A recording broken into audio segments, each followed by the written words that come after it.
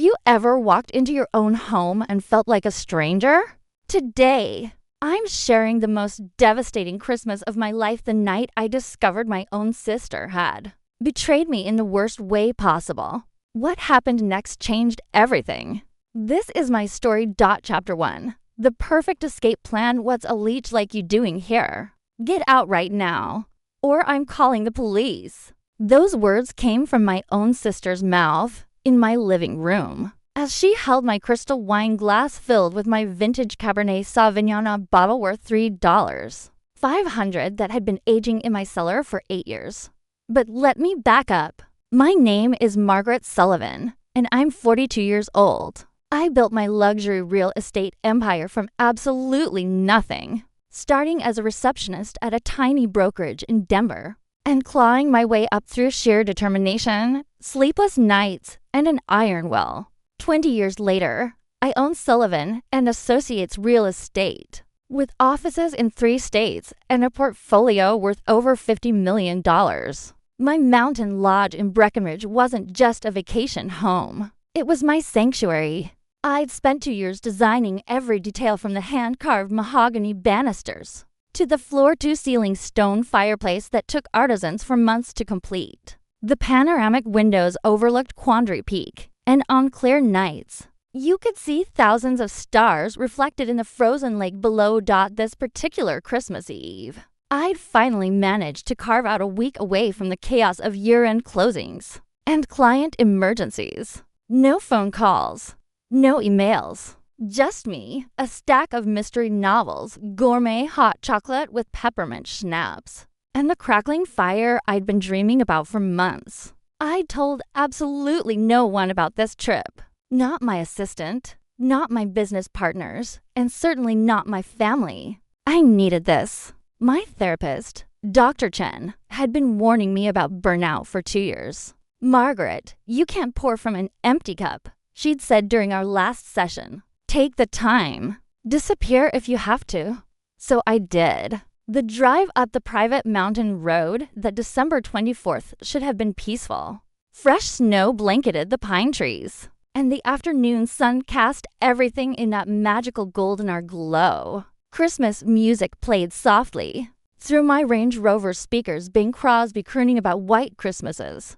Then I saw them. 2 vehicles parked in my private driveway like they owned the place. The first was a gleaming white Cadillac Escalade, the one I'd been making $847 monthly payments on for the past 2 years. The one registered in my name, but driven exclusively by my younger sister, Vivian Hayes. The second was a silver Honda Accord, half buried in snow, with Illinois plates. I didn't recognize it immediately, but something cold twisted in my stomach. I'd given Vivian the emergency lockbox code 2 years ago strictly for emergencies. A pipe burst, a break-in, something that required immediate access. Never, in my wildest nightmares, did I imagine she'd use it to throw a party in my home. My hands tightened on the steering wheel as I pulled in behind the Escalade, blocking it in. Through the lodge's massive windows, I could see movement inside, shadows dancing in the firelight.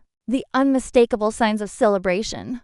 I sat there for a long moment, engine running, heat blasting, trying to process what I was seeing. Then I turned off the ignition, grabbed my leather weekend bag from the passenger seat, and stepped out into the biting cold. The front door wasn't even locked. Chapter 2. The invasion. The moment I pushed open that heavy oak door, I was hit with a wall of sound and heat that didn't belong in my peaceful sanctuary. Mariah Carey's "All I Want for Christmas Is You" blasted from my $15,000 sound system at full volume. The smell of roasted turkey, expensive perfume, and too many bodies in a confined space assaulted my senses. But it was the sight of my living room that made my blood run cold. 7 people were sprawled across my custom Italian leather furniture like they'd been living there for days, which I would soon discover they had been.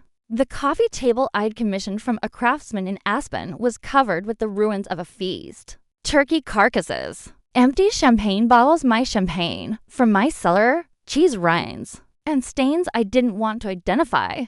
Standing by the fireplace was Vivian, my 35-year-old sister, wearing a gaudy red sequin sweater that probably cost more than most people's monthly rent.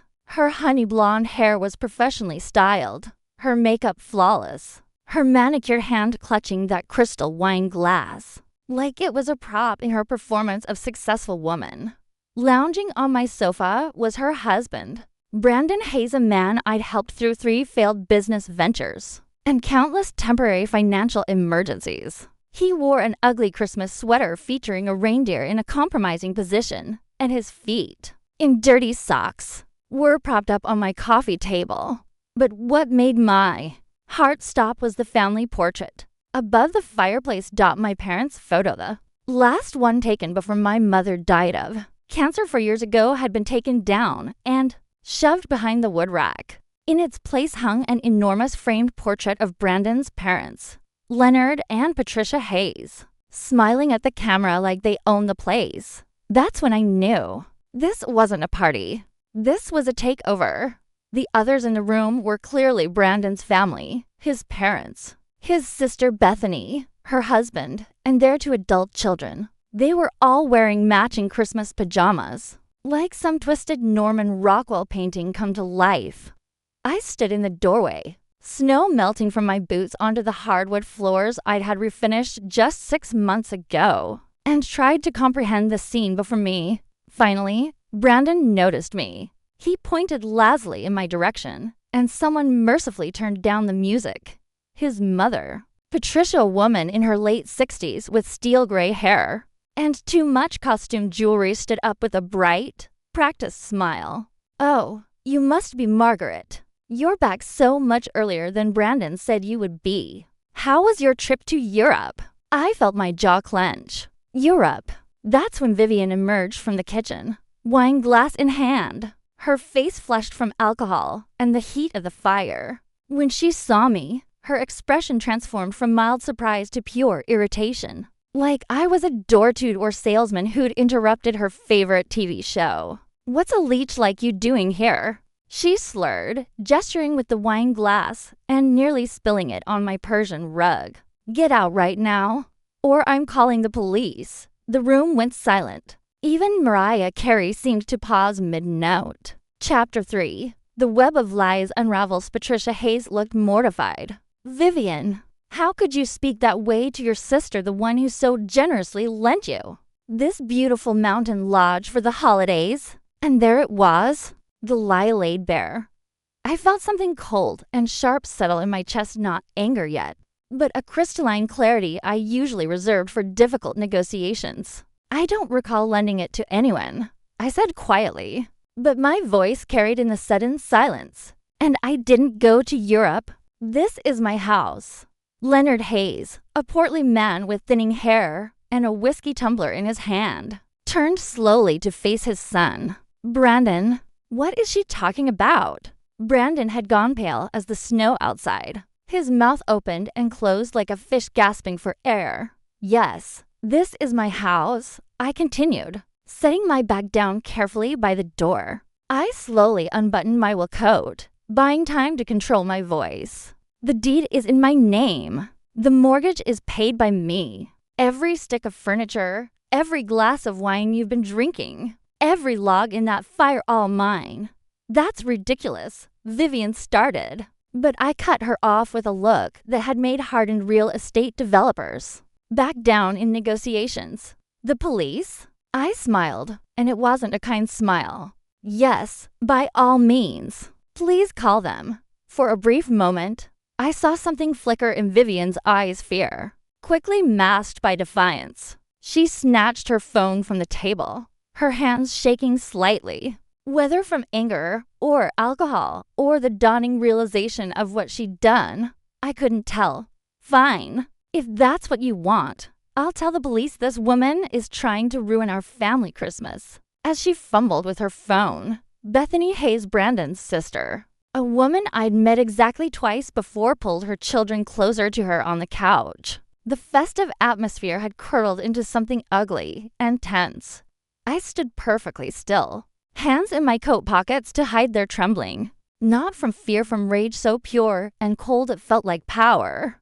20 minutes later, Red and blue lights strobed across the snow outside, painting the pine trees in alternating colors. I answered the heavy knock, and two sheriff's deputies stood there in their winter gear, looking professional and slightly weary, probably their 10th domestic call of the night. Evening. Ma'am, we got a call about a disturbance. Officers, thank you for coming. I stepped aside to let them in. I'm Margaret Sullivan, and this is my property. These people are here without my permission. That's a lie. Vivian shrieked from the living room. This is OUR house. She's a stalker. She's my sister, and she's obsessed with ruining my life. I sighed and walked calmly to the entryway table where I dropped my briefcase. I always carried it. A habit from years of closing deals on the fly. From inside, I withdrew a leather portfolio and handed it to the first deputy. Property deed. Registered in my name with Summit County. Property tax receipts, all paid current. My Colorado driver's license. And here, I pulled out another document, the original mortgage papers, showing the property was purchased by me alone in 2019 for $1.2 million, paid in full as of last year. The deputy studied each document under his flashlight, his expression growing more stern with each page. His partner moved into the room, hand resting casually on his belt, assessing the situation. Those are fake. Vivian screamed. Obviously fake. She probably made them on her computer. The first deputy looked up at her, his expression unchanged. Ma'am, these are embossed documents with official county seals. They're legitimate. He turned to me. Ms. Sullivan, I need to confirm, do these people have your permission to be here? They do not. He nodded and turned to address the room. Folks, if these documents are legitimate and they appear to be, then this property belongs to Margaret Sullivan. That means you're all trespassing. Under Colorado revised statutes, specifically CRS 18450, criminal trespass of a dwelling is a Class 5 felony. Patricia Hayes made a sound like a wounded animal and collapsed back onto the sofa. Oh my God. We were lied to. Leonard, our own son, lied to us. She looked at me with genuine anguish. Miss Sullivan, I am so sorry. If I'd known, we would never. I held up a hand. Mrs. Hayes, I appreciate your apology, but the fact remains that your entire family has occupied my private space without permission. You've removed my personal belongings. I gestured to the family portrait above the fireplace. You've consumed my food and wine worth thousands of dollars. And worst of all, I've been insulted and humiliated in my own home by my own sister. I turned to look directly at Vivian, who had gone very quiet, the wine glass trembling in her hand. For those reasons, I want all of you out. Tonight. Now. Chapter 4. The Reckoning, but it's Christmas Eve. Brandon finally found his voice. You can't just throw family out on Christmas Eve. Family. I repeated the word like it was foreign. Is that what you call breaking into someone's home? Lying to your parents, stealing their wine, and verbally abusing them? We're blood. Vivian shouted, desperate now. We're sisters. That has to count for something. The second deputy shook his head slowly. Unfortunately, family relationship isn't a legal defense for trespassing, ma'am. Ms. Sullivan has every right to have you removed. In fact, she'd be within her rights to press charges. All eyes turned to me. I stood there for a long moment. And despite everything, despite the rage, the betrayal, the sheer audacity of what they'd done, I thought of our mother, Margaret. I could almost hear her voice from her hospital bed 4 years ago. Her hand paper thin in mine. Vivian is still so young, so lost. Promise me you'll watch over her. Promise me you won't let her struggle alone.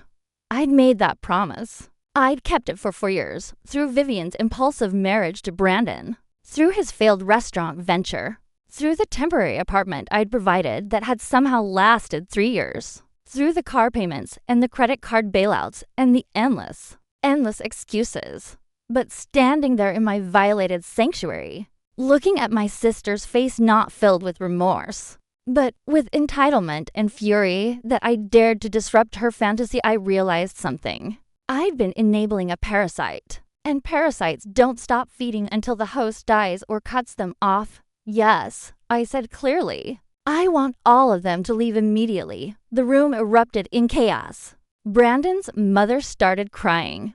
Bethany began frantically gathering her children's belongings. Leonard downed the rest of his whiskey and stood up, swaying slightly. But I wasn't finished. I pulled out my phone and unlocked it with my fingerprint. The bright screen illuminated my face in the dim room, and something about the gesture made everyone freeze. They knew what was coming. I opened my banking app, the one I used to manage my extensive real estate portfolio and investment accounts, and began speaking clearly, methodically, like I was narrating a closing to a client.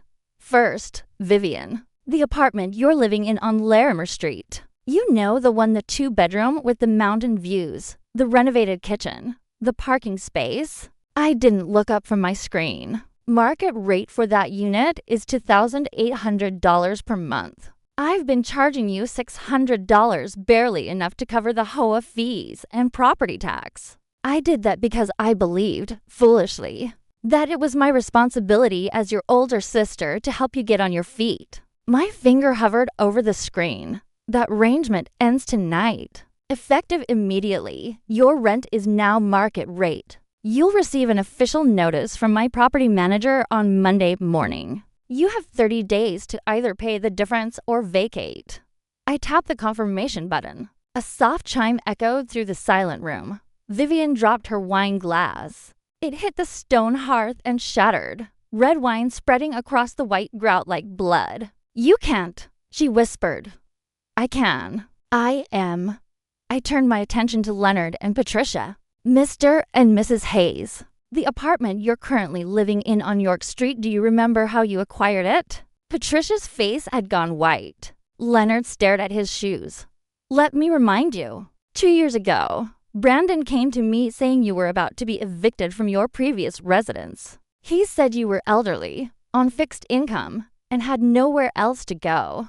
I paused. So I used my professional connections to find you that apartment. I waived my finder's fee, that's typically 15% of the annual rent, which would have been $4,500. I personally vouched for you with the landlord, putting my reputation on the line. And I paid your security deposit $3,000 because Brandon claimed you didn't have the cash. I looked directly at them. I did all of that because I believed that stable housing for you would eventually benefit your son. And my sister. I believed I was investing in family. My voice hardened. This is the result of that investment. You've lied to me, invaded my privacy, and disrespected my home. So let me tell you what happens now. I'm calling your landlord a personal friend first thing tomorrow morning. I'm withdrawing my recommendation and informing him of what's happened here tonight. What he chooses to do with that information is up to him. Leonard's face went from white to red. Now wait just a minute. I'm not finished. I swiped to another screen. And then there's the car. Vivian made a small, desperate sound. The Cadillac Escalade sitting in my driveway. The one registered in my name, with monthly payments of $847 that come directly from my account. Do you remember how you got that car, Vivian? You came to me crying, actually crying, saying that Brandon's parents needed it for medical appointments and grocery shopping. That public transportation was too difficult for them. I looked at the vehicle's loan information on my screen, then back at the Hayes family.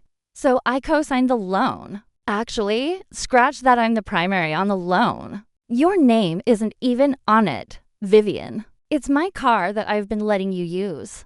I smiled, and it was not a pleasant expression. And now you've used my car to break into my home and call me a leech in front of your in-laws. I tapped the screen once, twice, 3 times. Each tap produced a soft chime that sounded absurdly cheerful in the tense silence. I've just submitted the repossession request. The finance company will collect it within 48 hours. I've also filed a police report via the online portal. I showed them the confirmation screen, documenting tonight's trespassing incident. and noting that the vehicle was used in the commission of that crime. That goes on record. Brandon's face had gone gray. You're insane. You're actually insane. No, Brandon, I'm done. There's a difference.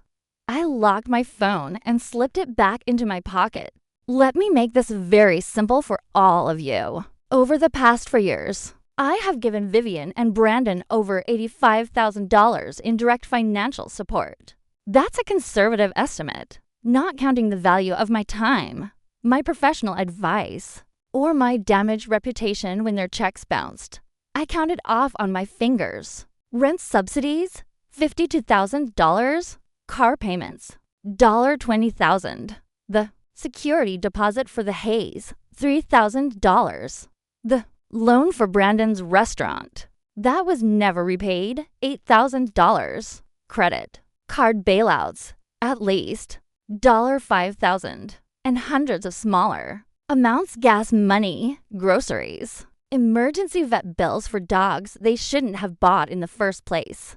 Vivian was crying now, but they weren't tears of remorse. They were tears of rage and fear, the tears of someone watching their meal ticket walk away. All of that ends tonight. As of this moment, I am no longer your safety net. I am no longer your bank. I am no longer your solution to the consequences of your own choices. I looked directly at my sister. The moment you called me a leech, Vivian, I made my decision. You showed me exactly what I am to you, not a sister, but a resource to be exploited and mocked. The first deputy cleared his throat gently. Folks, you need to start gathering your things. The weather's getting worse, and these mountain roads are going to be dangerous soon. Chapter 5, The Long Fall. Exodus was pathetic and chaotic.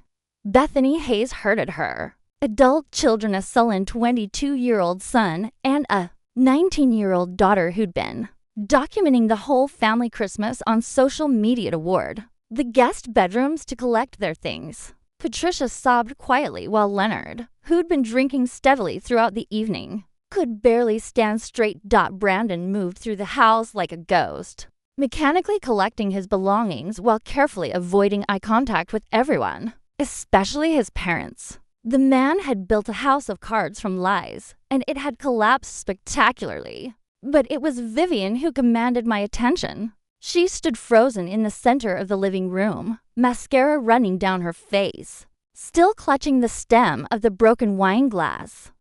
She looked smaller somehow, diminished, like a child caught in a lie so big there's no talking their way out of it.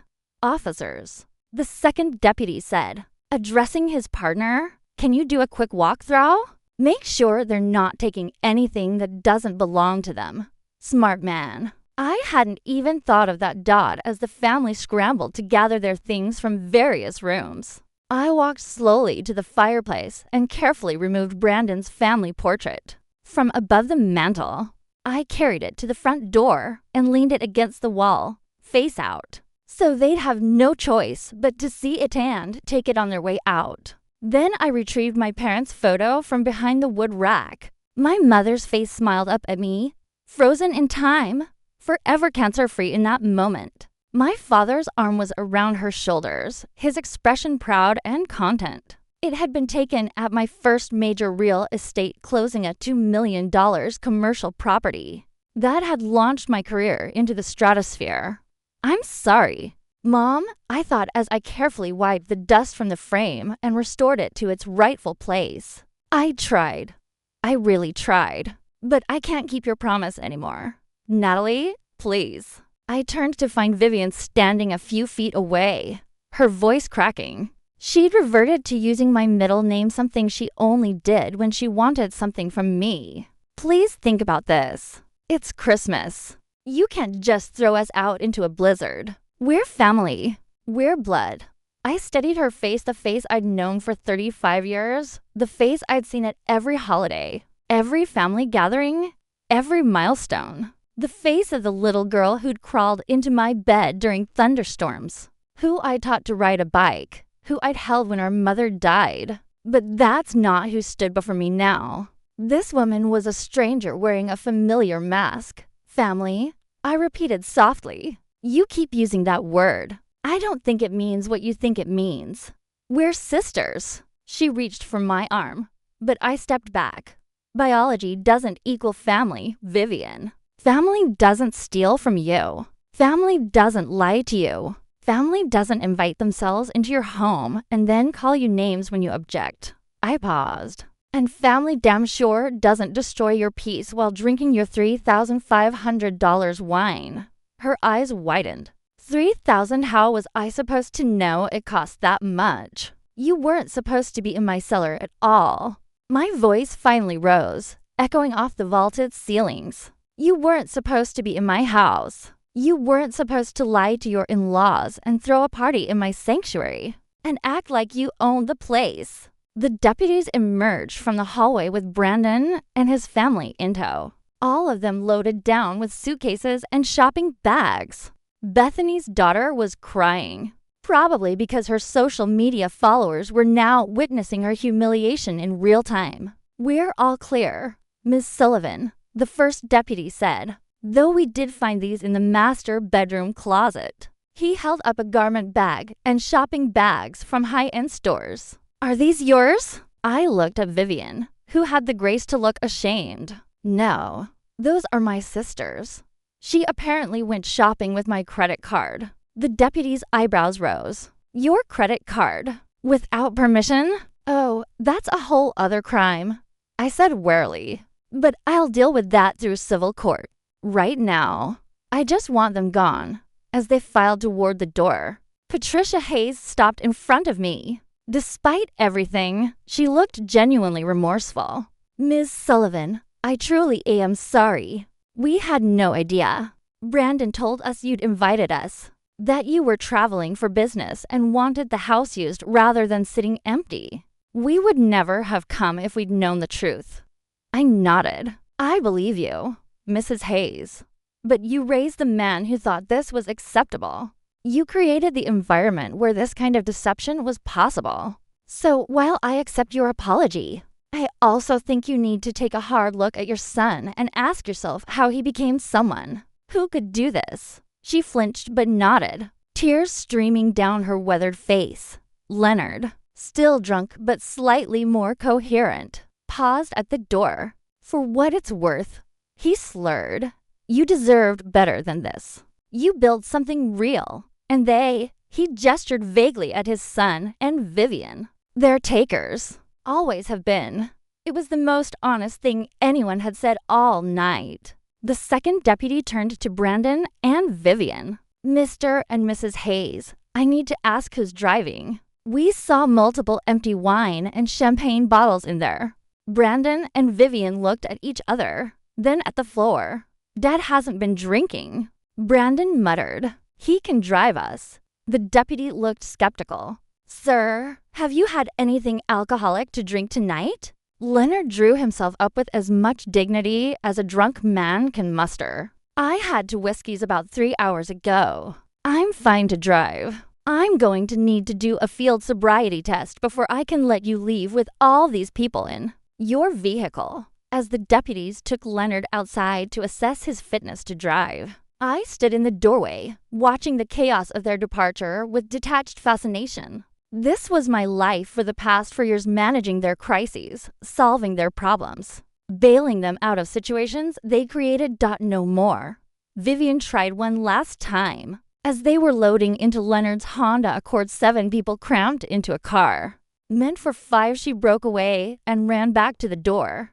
Natalie, I'm begging you. Where are we supposed to go? I really looked at her, and felt nothing but cold certainty. Vivian, when you called me a leech, you made your choice. You decided I was an obstacle to your fantasy life, rather than the person making that fantasy possible. So here's my final answer. I don't care where you go. That's not my problem anymore. You're going to regret this, she hissed, her desperation curdling into venom. When you're old and alone with no one to care about you, you're going to remember this moment and regret it. I smiled, then genuinely smiled for the first time all night. Vivian, I'd rather be alone than surrounded by people who only love me for what I can give them. At least loneliness is honest. The deputies returned, giving the all-clear for Leonard to drive. He passed the field sobriety test, but I strongly recommend finding somewhere close to stay. The first deputy said, "These roads are getting treacherous. Thank you, officers." I watched as the Hayes family piled into the car. Brandon's mother still crying, his sister filming the whole thing on her phone, his father sitting stone-faced behind the wheel. Vivian was the last to get in. She turned back one final time, her face a mask of hatred and desperation. "This isn't over." "Yes," I said quietly. "It is." The car's engine started, coughing in the cold. And then they were backing down my driveway, red taillights disappearing into the swirling snow. The deputies waited until the vehicle was out of sight before turning to me. "Miss Sullivan, I know this couldn't have been easy. Family situations never are. They stopped being family tonight." I said simply, "For what it's worth." The second deputy said, "You handled that with more grace than most people would have. We see a lot of trespassing cases, but this was unique." After they left, I stood alone in the doorway, feeling the cold mountain air wash over me. Snow had begun falling harder, thick flakes that would cover the tracks of their departure by morning, as if they'd never been there at all. Finally, I closed the door and turned to survey the damage. Chapter 6. The Aftermath Lodge looked like a war zone, or more accurately, like the aftermath of a party thrown by people who don't own anything nice enough to care about. I spent the next 3 hours cleaning, not because I had to. I could have hired a service, but because I needed to physically reclaim my space. Every plate I washed, every wine stain I scrubbed, every piece of trash I collected was an act of exorcism. The hardest part was finding all the ways they'd marked their territory. Charlotte's makeup bag in my master bathroom, Brandon's razor in my shower, his mother's reading glasses on my nightstand, which meant they'd been sleeping in my bed. That revelation sent me straight to the linen closet to strip the sheets and start a load of laundry at midnight. I found beer bottles hidden behind the couch, cheap beer, not from my collection, which meant they brought their own alcohol despite raiding my wine cellar. I found cigarette butts on the back deck, ground into the wood. I found scratches on my dining table where someone had dragged plates without using trivets. Each discovery was a fresh violation, but also strangely liberating. Every piece of evidence confirmed what I already knew. They'd never respected me. Not my things, not my space, not my generosity. I'd been a resource, not a person. A checkbook, not a sister. By 3 a.m., the lodge was finally clean. I built a new fire, opened a bottle of wine, one I'd been saving for a special occasion. And what was more special than reclaiming my life? And sank into the leather armchair by the window. The snow had stopped. The mountains gleamed under a full moon, pristine and silent. Through the window, I could see the fresh powder covering everything, including the tire tracks from their departure. By morning, there would be no physical evidence they'd ever been here. I wish it were that easy to erase them from my mind. Chapter 7. The Domino's Valley kept my phone off for the next week, as planned. No calls, no texts, no emails. Just me, the mountains, and the profound silence of a life suddenly free from other people's chaos. I read for novels. I cooked elaborate meals just for myself: pan-seared duck breast with cherry reduction, homemade pasta with truffle oil, a chocolate souffle that took 3 attempts to get right. I took long walks in the snow, went cross-country skiing, and spent an entire afternoon just watching the way sunlight moved across the peaks. It was glorious. But in the back of my mind, I knew what was waiting for me back in Denver.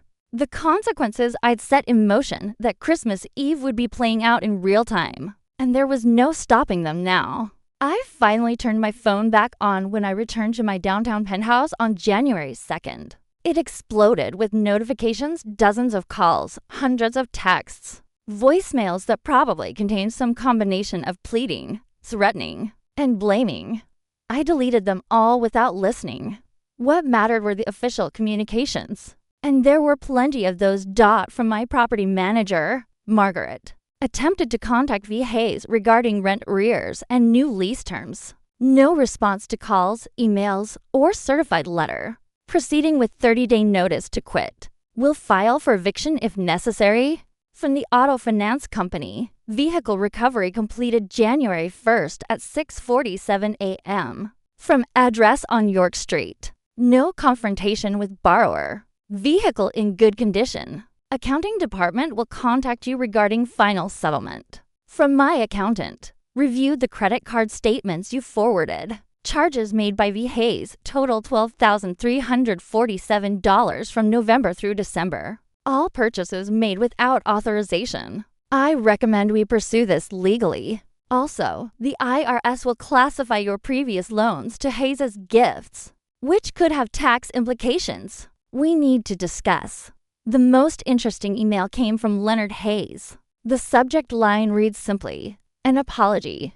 Ms. Sullivan, I'm writing this without my son's knowledge because I need you to know that Patricia and I are horrified by what happened. We raised Brandon to be better than this, and somewhere along the way, we failed. We've asked him and Vivian to move out of our home. We're too old to live with that kind of chaos and dishonesty. They have until the end of January to find other accommodations. For what it's worth, you were right about everything you said. We did enable this. We looked the other way when things didn't add up, because it was easier than confronting our son's failures.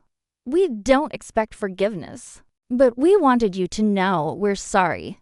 Leonard and Patricia Hayes read the email twice, feeling something that might have been sympathy if it weren't buried under layers of exhaustion and disappointment. They were decent people who'd raised an indecent son, a tale as old as time. I responded simply, "Thank you for the apology.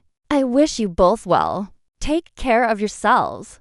And that was it. The last communication I would ever have with the Hayes family, with any luck. Work was a relief. My office, my team, my clients, they wanted nothing from me but my expertise. And in return, they paid me fairly. It was an honest transaction. Something I'd forgotten could exist within relationships. My assistant, Jordan, brought me coffee my first day back and wisely said nothing about my week away. But around noon, he appeared in my doorway with a concerned expression. "Margaret, there's someone here to see you. She doesn't have an appointment, but she says it's urgent. It's your sister." My hand froze on the document I'd been signing. "Tell her I'm not available." I did. "She says she'll wait. She's been in the lobby for an hour."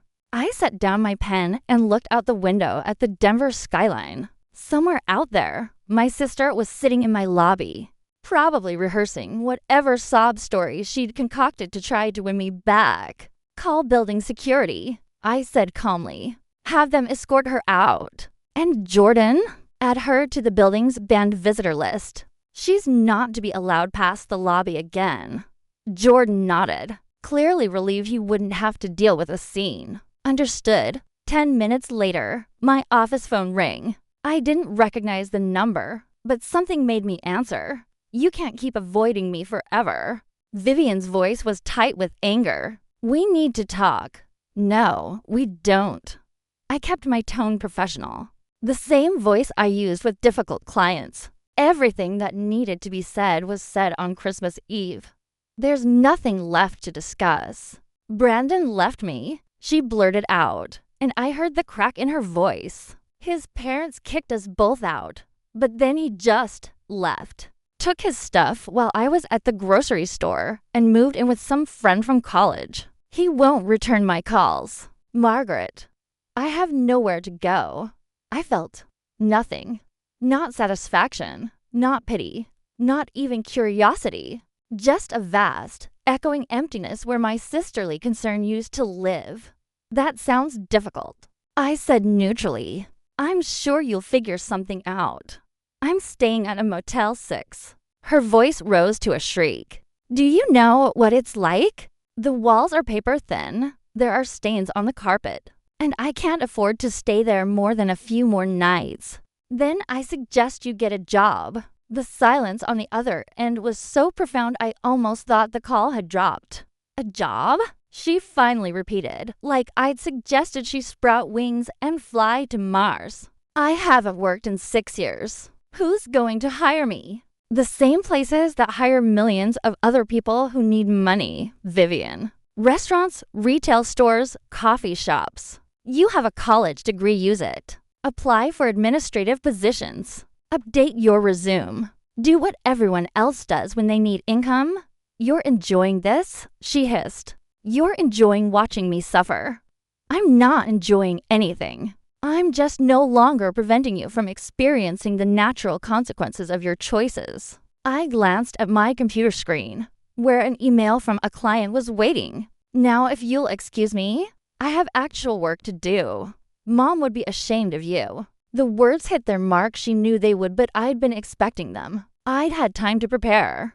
Maybe, I said quietly, but Mom's not here. She didn't have to watch what you became. She didn't have to see you call me a leech in my own home. She didn't have to know that the daughter she worried about so much grew up to be someone who steals and lies and feels entitled to other people's hard work. I never. You broke into my house, Vivian. You used my credit cards without permission. That's fraud, by the way. You lied to your in-laws about owning my property. You drank my wine, slept in my bed, and then called me names when I objected to any of it. My voice remained calm, clinical. If Mom were alive to see all that, I think she'd understand why I'm done. I hung up before she could respond and immediately blocked the number. Jordan appeared in my doorway minutes later. She's gone. Security walked her out. She was vocal about it. I imagine she was. I turned back to my computer. Thank you, Jordan. And if she shows up again, don't bother telling me. Just have security remove her. Will do. The rest of the day was blissfully normal. Client meetings, property tours, negotiations. The clean, professional world of business where people signed contracts and honored them, where expectations were clear and compensation was fair. This was my real life. The drama with Vivian had been a years-long detour, and I was finally back on my intended path. Chapter 8. The Spirali learned about Vivian's unraveling through the grapevine mutual acquaintances who didn't know about our estrangement, or who did and couldn't resist sharing the gossip. February, my hairstylist mentioned seeing Vivian at a discount grocery store, working as a cashier. She looked so tired, Melissa said while trimming my ends. I tried to say hi, but she pretended not to recognize me. March, a former college friend tagged me in a Facebook post asking if I knew Vivian needed help. Apparently, she'd been asking mutual friends for loans and had been turned down by everyone. I untagged myself and didn't respond. April. My accountant called with news. Vivian Hayes filed for bankruptcy. We got the notification because she listed you as a creditor for the money you'd given her over the years. You'll need to file a claim if you want any chance of recovery. Let it go, I told him. I'm not interested in squeezing blood from a stone. May, the eviction was finalized. My property manager sent me photos of the apartment after Vivian moved out. Holes in the walls, carpet stained beyond repair, cabinet doors hanging off hinges. The security deposit didn't come close to covering the damage. Want to pursue her for the difference? He asked. It's about $4,000. No. Just get the place repaired and back on the market. I could have gone after her. Could have filed charges for the credit card fraud, sued for the damages, made her life even more difficult. But that would have required me to stay engaged, to keep her in my life even through the legal system. I wanted her gone completely. And sometimes, mercy and indifference look exactly the same. June brought an unexpected visitor to my office. A young woman, maybe 25, with Vivian's eyes but none of her entitled air. She introduced herself as Amanda Pierce, Vivian's daughter from a relationship before Brandon. I'd forgotten Vivian even had a daughter. She'd given her up for adoption at 19, before I'd become successful enough to help. We'd never talked about it. I found her 6 months ago, Amanda explained, sitting nervously in my office. I had been searching for my birth mother since I turned 21. We met for coffee a few times. She seemed troubled, but I wanted to know her. What can I do for you? Amanda. Nothing, actually. I just wanted to meet you. She talks about you sometimes when she's had too much to drink, which is most nights now. Amanda looked uncomfortable. She blames you for everything. Her divorce, her money problems, her situation. But the stories she tells, they don't add up. So I did some research. She pulled out a folder and slid it across my desk. Inside were printouts, property records, social media posts, articles about my business success. You built an empire, Amanda said simply, and she spent years taking advantage of that. I read about the Mountain Lodge incident on some gossip blog. Someone from that Christmas party posted about it. The way she tells the story, she's the victim. But that's not what happened, is it? No, I said quietly. That's not what happened. Amanda nodded. I wanted you to know that I see her clearly, and I wanted to thank you. I blinked. Thank me? For what? For giving her up to adoption. Amanda smiled, and it was warm and genuine. I had a wonderful childhood. 2 parents who loved me. Stability. Opportunities. If she'd kept me, she gestured vaguely, I would have grown up with her chaos. Instead, I became a teacher. I have my own life. I'm happy. We talked for another hour. Amanda was everything Vivian could have been grounded. Grateful, self-sufficient. She'd sought out her birth mother out of curiosity, not need. And when she'd seen what Vivian was, she'd made the wise choice to keep her distance. She asks me for money sometimes, Amanda admitted as she was leaving. I've helped with small things, a tank of gas, a grocery run. But I won't enable her. And I think she resents that I won't be her new rescue. You're wise beyond your years. I told her, your parents raised you well. They did. She paused at the door. I hope you don't mind. But I'd like to stay in touch with you. Not because I need anything I don't, but because I think you're the kind of family worth having. I felt something crack in my chest, something that had been frozen, solid since Christmas Eve. I like that. 2, after Amanda left, I sat in my office for a long time, thinking about the strange paths life takes. Vivian had given up the one good thing she'd ever created, and that child had thrived without her. Meanwhile, I'd spent years trying to save Vivian, and she'd only gotten worse. Sometimes the most loving thing you can do is let someone go. Chapter 9. The Caligus brought a heat wave to Denver.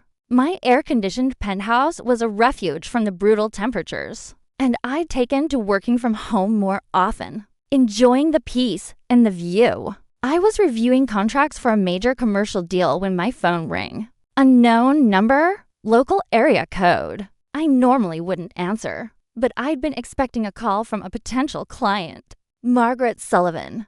Ms. Sullivan, this is Dr. Karen Rodriguez from Denver Health Medical Center. I'm calling about Vivian Hayes. You're listed as her emergency contact. My stomach dropped. What happened? She was brought in by ambulance 3 hours ago. A neighbor found her unresponsive in her apartment. She'd taken an overdose sleeping pills mixed with alcohol. We stabilized her, but she's going to need psychiatric evaluation before we can discharge her. I closed my eyes. Is she going to live? Yes. She's going to be fine physically. But Ms. Sullivan, she needs help. This wasn't accidental. She left a note. The note. Of course there was a note. Vivian had always had a flair for the dramatic. What did it say? Dr. Rodriguez hesitated. I can't share details without patient permission, but I can tell you that your name featured prominently. Ms. Sullivan, are you able to come to the hospital? I looked out at the Denver skyline, at the mountains in the distance, at the life I'd so carefully built and finally reclaimed. No, I said quietly. I'm not her family anymore. You'll need to find someone else. She doesn't have anyone else. Her husband is unreachable. Her friends have all. Well, she doesn't seem to have friends. You're all she's got.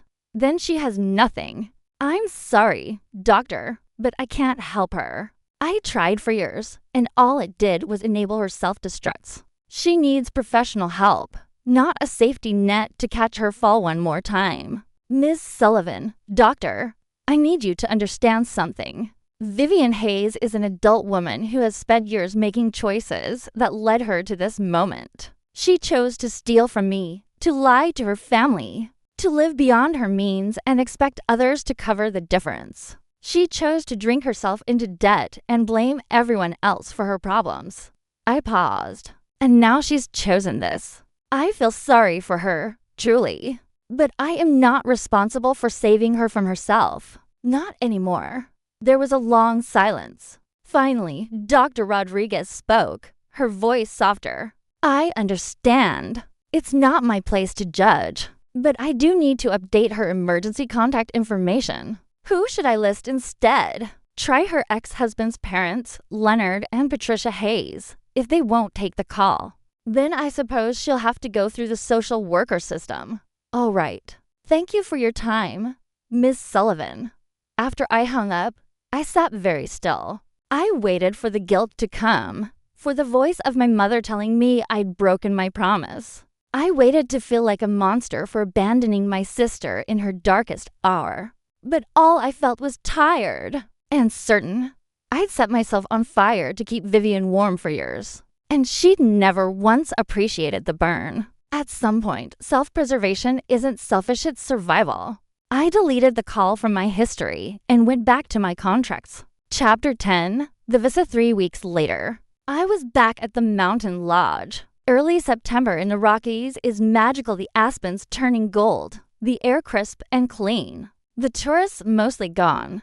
I'd spent the weekend hiking, reading, and enjoying the kind of profound solitude that only comes when you've truly cut ties with toxicity. No phone calls demanding my attention. No crises to solve. Just me and the mountains and the peaceful knowledge that I owed nothing to anyone. Sunday afternoon, I was on the back deck with a book and a glass of iced tea when I heard a car coming up the private road. I tensed. Very few people knew about this place, and I hadn't invited anyone. The car that pulled up was a beat-up Honda Civic, at least 15 years old, with a dent in the passenger door. When the driver got out, it took me a moment to recognize her. Vivian looked like she'd aged 10 years in 8 months. She was thinner, her hair dull, and pulled back in a messy ponytail. She wore jeans with holes that weren't fashionable and a t-shirt that had seen better days. No makeup, no jewelry except for a cheap watch. She looked, for the first time in her adult life, like someone who'd actually struggled. "Before you call the police," she said, stopping at the bottom of the deck stairs, "I just want 5 minutes. That's all. Then I'll leave and never bother you again." I should have gone inside and locked the door. Should have called the sheriff immediately. But something in her posture, defeated, exhausted, real, made me stay where I was. 5 minutes. I said, "Talk." Vivian wrapped her arms around herself, though it wasn't particularly cold. I just got out of a 72-hour psychiatric hold. Mandatory. She gestured vaguely. "After what I did." "I heard about that." "Of course you did. They called you." She laughed, but it wasn't a happy sound. "Everyone called you. Because even after everything, you're still the person everyone expects to fix my messes." "I didn't fix it this time." "I know. The social worker told me you refused to be my emergency contact anymore." Vivian looked up at the mountains. I was angry at first. Then I was in group therapy with people who actually have nobody like. Actually nobody, and I realized how pathetic I was. You gave me everything for yours, and I called you a leech. The word hung in the air between us. Why did you do it, Vivian? Why did you break into my house and throw that party and treat me like I was the problem? She was quiet for a long time. Finally, because I was jealous and angry and drunk, mostly drunk. But underneath all of that, Margaret, you have everything I wanted. The success, the money, the respect. And you did it all yourself She trailed off. While I waited for life to hand me things. While I expected other people to make me happy and comfortable and successful. You could have built something yourself. I said quietly. You're smart. You're capable when you actually try. I know that now. My therapist has me doing this workbook about self-sufficiency and taking responsibility. She pulled a battered notebook from her back pocket. I have to write down every time I blame someone else for my problems, and then identify what I actually contributed to the situation. And I've filled 60 pages in 3 weeks. Vivian's laugh was bitter. Turns out, most of my problems are my fault. Who knew? Despite everything, I felt a small smile tug at my lips. Your 5 minutes are almost up. I know. I just wanted to say, I'm sorry. Really, genuinely sorry. Not sorry because I want something from you I know that ship has sailed. Sorry because I hurt you, and you didn't deserve it. You were the only person who actually loved me, and I treated you like an ATM with a heartbeat. She turned to go, then paused. Oh, and I wanted you to know I got a job. 2 jobs, actually. Breakfast waitress at IHOP and evening shift at Target. I'm renting a room in a house with 3 other people, and it's not glamorous. But I'm paying my own bills for the first time in my life. Good, I said, and meant it. I'm glad you're figuring it out. I probably won't ever have what you have. The career, the houses, the success. But maybe I can have something real. Something I actually earned. She started walking toward her car. Anyway, that's all I came to say. I'll get out of your hair now. Vivian. She stopped and turned back. I studied her face, looking for the manipulation I'd seen so many times before. But all I saw was exhaustion and something that might have been genuine growth. Keep going to therapy, I said. Keep working. Keep taking responsibility. And maybe in a year or 2, if you're still on this path, we can have coffee. Her eyes filled with tears, but she didn't let them fall. I'd like that. Thank you. I watched her car disappear down the mountain road, kicking up dust in the afternoon sun. I didn't know if she'd actually follow through. People rarely change, and Vivian had a lifetime of bad habits to overcome. But for the first time since Christmas Eve, I felt something other than anger when I thought about her. Hope, maybe, or at least the possibility of it. Epilogue. 1 year later, it's October now, and I'm back at the lodge for a long weekend. The aspens are at their peak, brilliant gold against the deep blue Colorado sky. I've got a fire going, just playing softly through the speakers. And a new mystery novel I've been saving for this trip.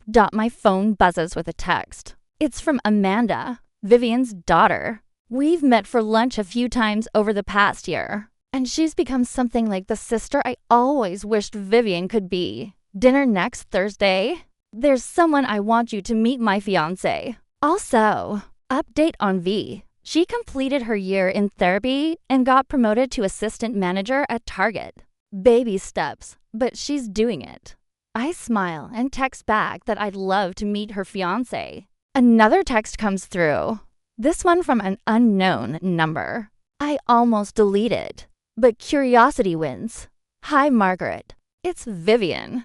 I know we said maybe coffee, and I don't want to push, but I wanted you to know I'm 1 year sober as of today.